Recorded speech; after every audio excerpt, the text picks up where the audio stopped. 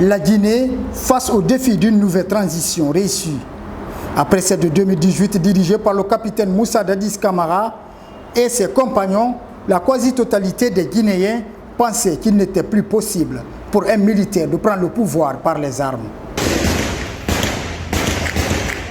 La mise en place d'une nouvelle constitution définissant le rôle et le fonctionnement de toutes les institutions républicaines avant l'élection présidentielle de 2010 était suffisante pour un président civil de conduire le pays tout en respectant les règles démocratiques. Malheureusement, après 2 mandats du premier président démocratiquement élu, le RPG Arc-en-Ciel et ses alliés ont déverrouillé toutes les interdictions pour changer la constitution de 2010 tout en octroyant un 3e mandat à Alpha Condé sous le regard impuissant du Front national pour la défense de la Constitution. La cherté de la vie, les arrestations arbitraires, la crise politique et la corruption ont été les éléments justificatifs du coup d'État du 5 septembre. Guinéennes et Guinéens, chers compatriotes, la situation sociopolitique et économique du pays, le dysfonctionnement des institutions républicaines, l'instrumentalisation de la justice, le piétinement des droits des citoyens, l'irrespect des principes démocratiques, la politisation à outrance de l'administration publique, la gabegie financière, la pauvreté et la corruption endémique ont émené l'armée républicaine de Guinée à travers le Comité national du rassemblement et du développement, CNRD, à prendre ses responsabilités vis-à-vis du peuple souverain de Guinée et dans sa totalité. Nous avons décidé ainsi, après avoir pris le président qui est actuellement avec nous, de la République, nous avons décidé de dissoudre la Constitution en vigueur, de dissoudre les institutions.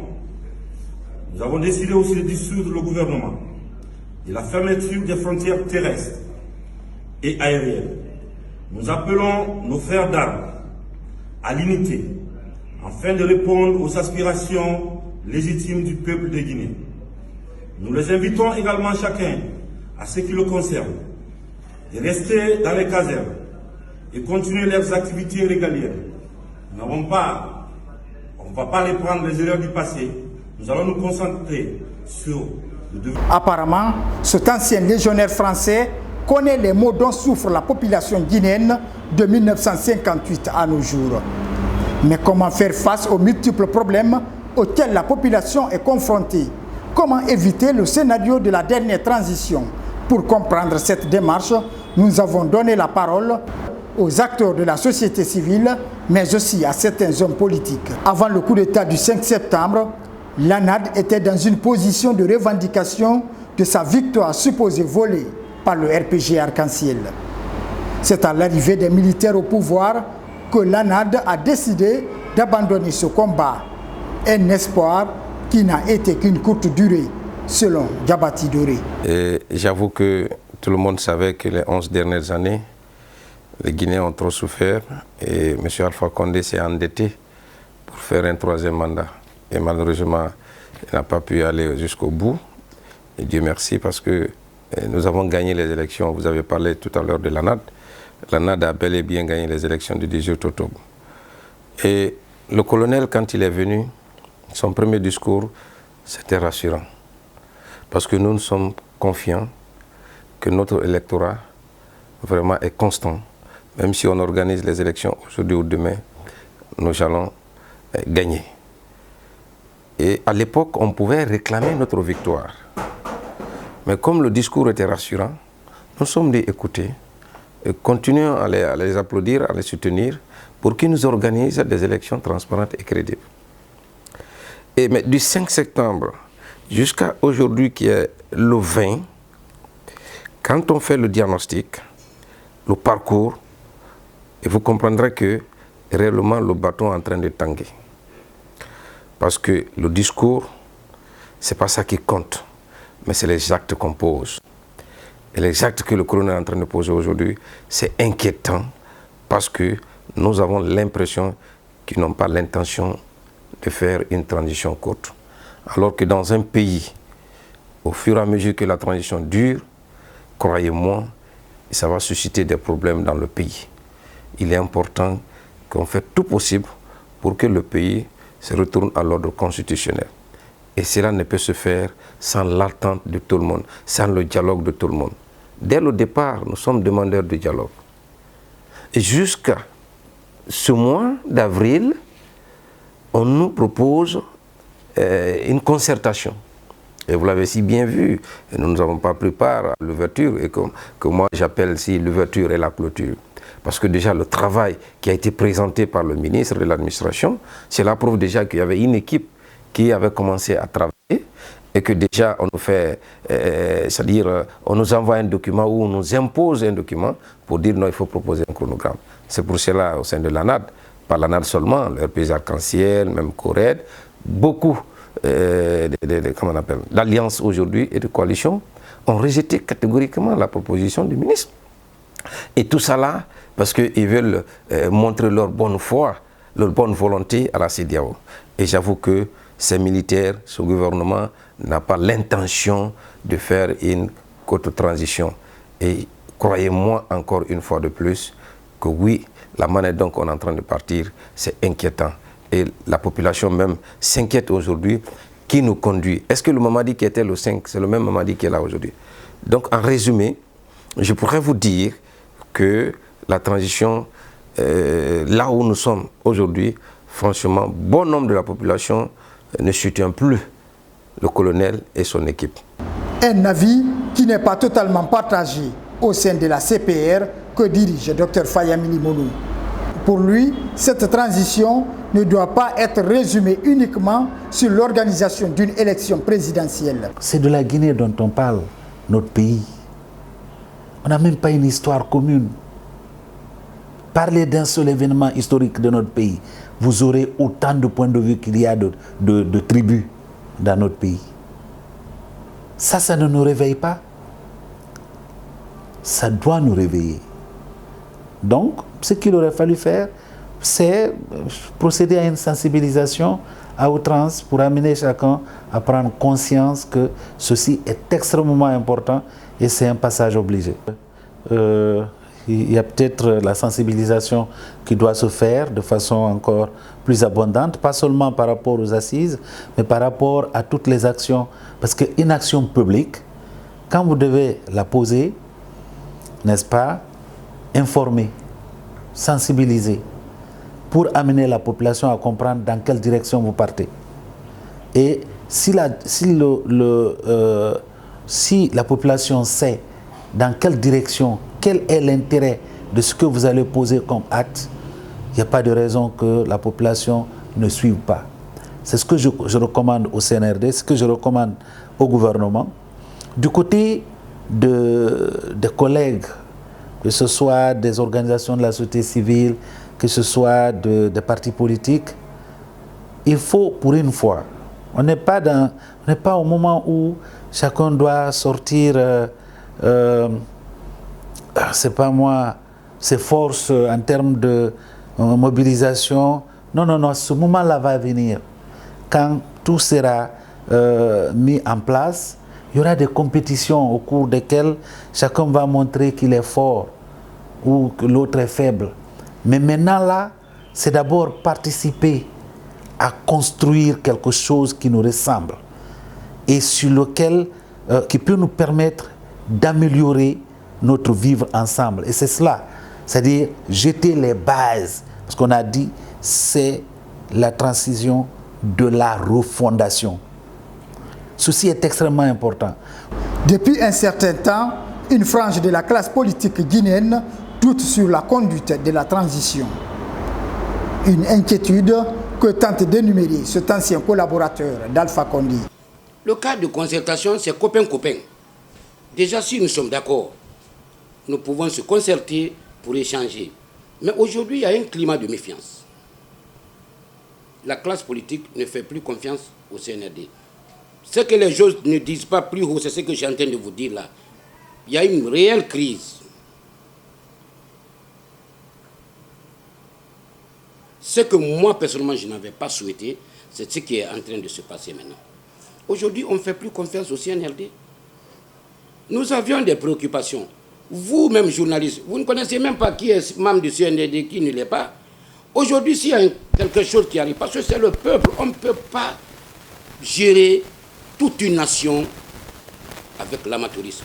Comme déjà le président du CNDD a dit, qu'il n'y a pas une école d'expérience. Mais il s'est trompé. On ne peut pas prendre un piroguier pour lui mettre ministre, ou un cultivateur pour lui mettre président de l'Assemblée. Il faut une expérience dans la gestion de l'État. Nous avions fait la même gymnastique. Moi, je crois qu'il faudrait que nous soyons sérieux. C'est ce que j'ai dit. Je dis, le titre foncier de la Guinée et son plan de masse, parce que je n'ai pas ajouté le plan de masse, n'appartient à personne. Nous sommes tous Guinéens. Nous devons nous appeler autour de la table, discuter de l'avenir de ce pays. Pas le souhait. Moi, ce n'est pas mon souhait que nous partons à l'affrontement. Vous savez déjà, quand on parle de marche pacifique, vous savez ce qui est derrière la marche pacifique? Est-ce que la Guinée a besoin d'une marche maintenant? Nous avons voulu que cette transition soit la dernière transition, que la transition là nous écoute le peuple. Ce n'est pas les militaires qui sont dans les districts, c'est les politiques. Il y a eu des assises, des simulacres assises. Vous avez vu comment ça s'est passé? Il y a des préfectures là où les chaises sont vides. Moi, nous avons lancé l'appel. Nous avons fait un appel à tous nos sympathisants, les militants de Boudé. Vous avez vu leur simulacre, cadre de concertation. Ils savent eux-mêmes réellement qu'il y a des problèmes. Parce que les principaux, ceux qui étaient au palais du peuple, ne représentent pas 3% de l'électorat. Nous nous connaissons tous. Citez-moi un parti politique qui a eu, même les dernières élections, 1%. 1%, il n'y en a pas. Il y a des partis qui sont partis à ce cadre de concertation leurs militants, c'est eux et leur agrément. La conduite d'une transition est très complexe, soutient Abdoulaye Kourouman. C'est pourquoi il invite le CNRD à prioriser les axes principaux pour éviter... La rentrée dans une transition, la porte est grandement ouverte, mais la sortie est très compliquée. Si vous prenez nos économies, la plupart de nos économies sont soutenues par nos partenaires techniques et financiers. Je veux parler de notre budget ici. À partir du moment que le pays en transition n'a pas de soutien de ses partenaires techniques et financiers, ce qui ressent le poids, c'est la population. Et si cette population est asphyxiée, et tout de suite, il commence à revendiquer, cette revendication n'est pas vraiment profitable pour la transition.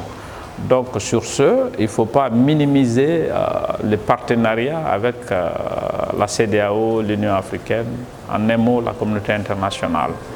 Donc moi je pense que tout ce qu'on devrait faire au départ, c'était de discuter de façon responsable avec la classe politique qui pouvait même les soutenir sur le plan international, leur accordant beaucoup plus de temps dans le cadre de la refondation qu'ils vont entamer. La lutte contre la corruption, ce n'est pas une couche de vitesse, c'est une couche de fond, ce n'est pas à tout moment. Vous savez, la transition est très compliquée. Moi, j'ai été le coordinateur de la cellule d'action à la primature pendant la transition de CNDD avec Jean-Marie Doré. Dans la transition, il y a 4 ministères qui fonctionnent. Je vais vous expliquer clairement. Vous avez le ministère de la Sécurité. Le ministère de la Sécurité travaille dur pour ne pas que l'État devienne un État vaillou.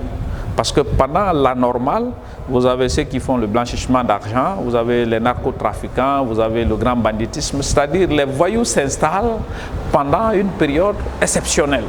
Donc il faut que le ministère de la Sécurité travaille de façon responsable. Vous avez les affaires étrangères avec des sanctions et autres, le lobbying, la diplomatie. Donc la diplomatie travaille beaucoup pendant la transition. Vous avez le ministère de l'économie et des finances, c'est-à-dire le budget en question, pour la mobilisation de ressources internes, parce que vous n'avez pas d'aide venant de l'extérieur.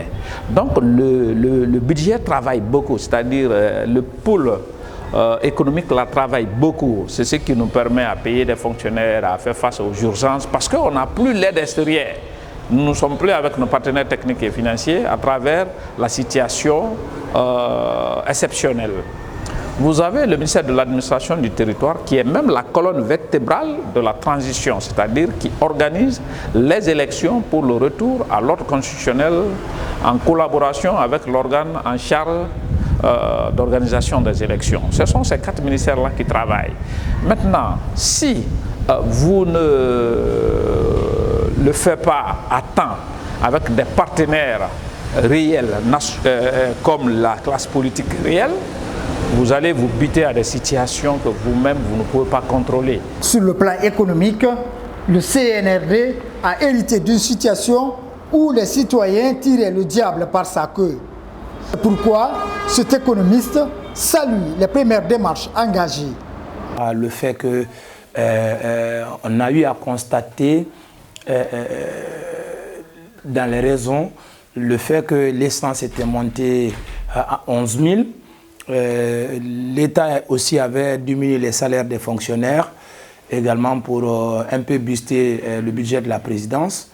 La cherté de vie était là et la devise était vraiment montée par rapport au franc guinéen. Il n'y avait pas de production. Et cela prouvait à suffisance que économiquement notre machine était en panne. Et donc le président, l'actuel président, colonel Mamadi Doumbouya, l'a dit aussi dans ses propos que ce sont les raisons, certaines raisons d'ailleurs que je viens d'évoquer économiquement qui l'ont poussé à renverser le pouvoir. Donc, mais il se trouve que après le coup d'État du 5 septembre, il fallait un nouveau gouvernement, il fallait une nouvelle gouvernance qui allait donner un nouveau cadre économique.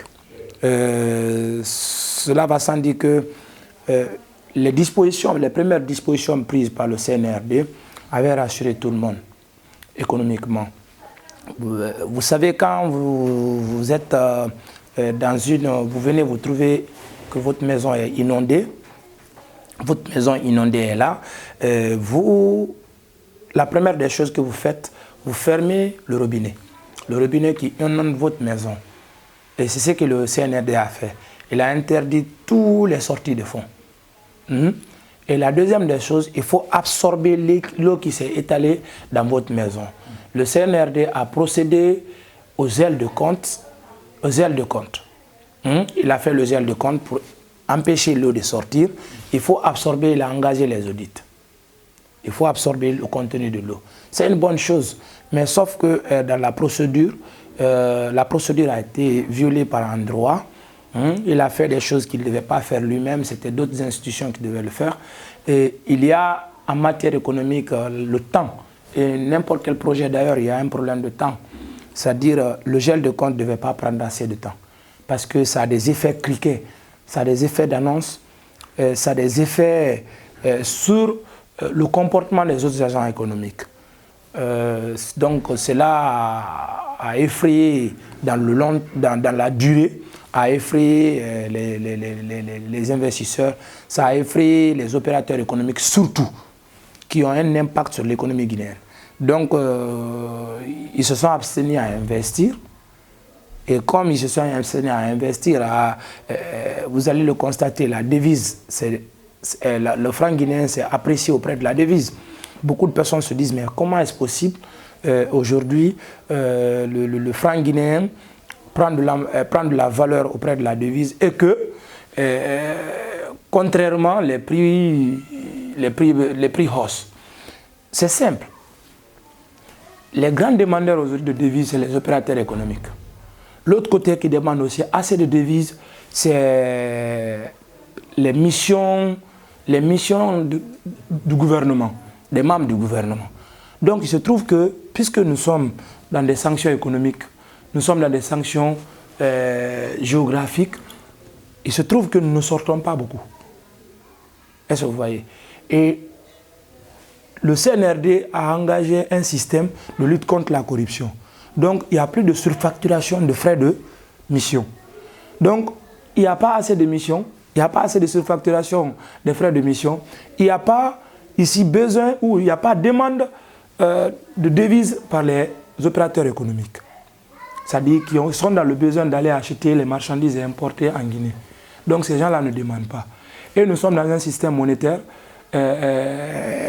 comment je vais appeler ça, où ce n'est pas fixe, c'est flexible, c'est flottant. La demande de monnaie ou la valeur de la monnaie, de la devise par rapport à la monnaie nationale, est fonction de la demande que font ces opérateurs, que ces agents économiques à l'interne. Plus nous demandons la devise, plus la devise aura la valeur. Plus nous ne demandons pas la devise, plus la devise baisse en valeur. Donc, puisque ces gens ne demandent pas la devise s'est baissée. Mais c'est les gens-là qui vont importer les marchandises. La Guinée est toujours dans une situation de production déficitaire. Il faut donc importer la quantité déficitaire en Guinée pour pouvoir créer un peu l'équilibre. C'est comme ça, quand l'offre et la demande sont équilibrées, il y a baisse des prix. On se comprend, il y a stabilité des prix. Mais lorsqu'il y a déséquilibre, soit il y a baisse des prix, soit il y a hausse des prix. Au sein de la société civile guinéenne, les avis sont partagés. Si le Front national pour la défense de la Constitution dénonce le non-respect des engagements pris envers la population, d'autres par contre estiment que l'heure n'est pas aux digressions, mais plutôt à l'accompagnement de la junte. C'est que, de par les multitudes de sanctions que la CEDEAO est en train de prendre aujourd'hui contre les États où il y a eu des coups d'État, je pense que ça contribue à décrédibiliser la CEDEAO. Pour la simple raison que, avant qu'on ne se retrouve dans cette situation en Guinée, où la CEDEAO était, au moment où le peuple réclamait la présence de la CEDEAO, où elle était en ce moment-là, la CEDEAO n'a dit mot sur l'ensemble des tueries qu'il y a eu en Guinée, sur l'ensemble des situations d'ingouvernabilité et de crises qu'on a vécues ici. La CEDEAO n'a pas parlé. La CEDEAO n'a pas accompagné le peuple de Guinée. Il y a eu d'autres, n'est-ce pas, chefs d'État en Afrique qui ont fait plus de 2 mandats, qui sont à leur 3e mandat. Mais j'ai demandé pourquoi la CEDEAO n'émet pas des sanctions contre ces États-là. C'est une chose et son contraire. Si la CEDEAO veut rester crédible et syndicat des peuples, il faut que la CEDEAO soit juste et équitable dans ses prises de position. Ça, c'est le premier point que j'ai eu à signaler et je le réitère devant votre micro. Le deuxième point, c'est quoi? C'est que lorsqu'on se retrouve dans une transition, ça veut justement dire que la gouvernance n'a pas marché. Surtout que le peuple soutient la transition. Alors, quelle doit être la position d'une institution sous-régionale qui veut aider les peuples africains à retrouver les meilleures conditions de vie? Alors, c'est de rapprocher ces nouvelles autorités qui ont pris le pouvoir suite à beaucoup de dysfonctionnements et de crises dans le pays et de les aider. Comment? Ce n'est pas en restant dans les réunions dire que si pendant 6 mois l'élection n'est pas organisée, nous allons sanctionner le pays.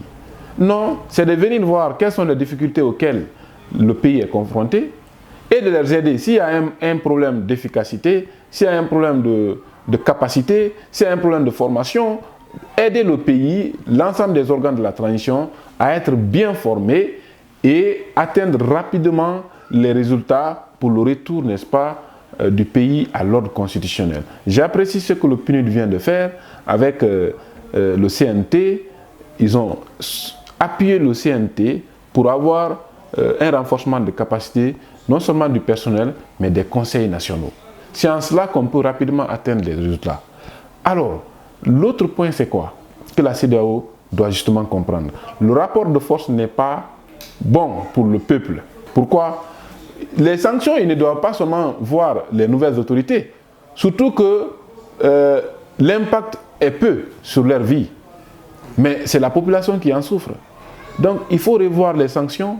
C'est vrai, ils sont dans leur rôle parce qu'ils veulent éviter désormais qu'il y ait des coups d'État dans les pays africains. Mais l'approche n'est pas bonne. Alors, moi je pense qu'il il faut se poser la question aujourd'hui à la CEDEAO, pourquoi il y a les coups d'État? Et attaquer le problème dans le fond. Nous n'avons pas les mêmes réalités dans tous les pays. Avant le coup d'État, pourquoi d'ailleurs nous nous sommes retrouvés là? Parce que la dernière transition de 2008 en 2010 a échoué. Nous avons précipité la transition parce qu'on avait peur que les militaires s'éternisent au pouvoir. Nous nous sommes dit qu'il faut aller vite aux élections. Sans connaître le contenu de la transition, on a fixé un délai, on est allé aux élections pour vite enlever les militaires au pouvoir. Le nouveau président est venu pendant qu'on n'a pas fini la transition. On n'a même pas soumis la constitution qui a été élaborée au référendum. Alors cela a donné des arguments à la nouvelle autorité qui était là pour modifier la constitution à vue de s'éterniser au pouvoir. Et voilà aujourd'hui que nous tombons dans une autre transition. Alors, si les responsables de la CEDEAO, les chefs d'État, ont le souci d'éviter aux peuples africains ces multiples crises, c'est d'attaquer le problème dans le fond pour qu'après cette transition, que ce soit l'ultime et la dernière pour le peuple de Guinée. Je crois que la CEDEAO, si je comprends bien, ce n'est pas opposé à l'arrivée des militaires, mais ce qu'ils demandent, ce n'est pas aussi de la mer à boire, c'est de proposer un chronogramme dit entre guillemets acceptable. Et aussi, certains de vous, la société civile et politique, demandent la déclaration du bien. Vous qui êtes acteur de la société civile, à un moment donné, vous étiez parmi, si les mots sont fidèles, de ceux qui disent que pour moraliser le bien de l'État, il faut que les administrateurs déclarent leur bien. Je suis tout à fait d'accord. Et d'ailleurs, l'occasion est là pour avoir un chronogramme consensuel. Il faut déjà féliciter. Le dialogue politique, la publication de la liste des membres du CNRD, la déclaration des biens des nouvelles autorités et la publication du chronogramme de la transition sont des points de revendication des acteurs sociopolitiques à l'endroit des nouvelles autorités.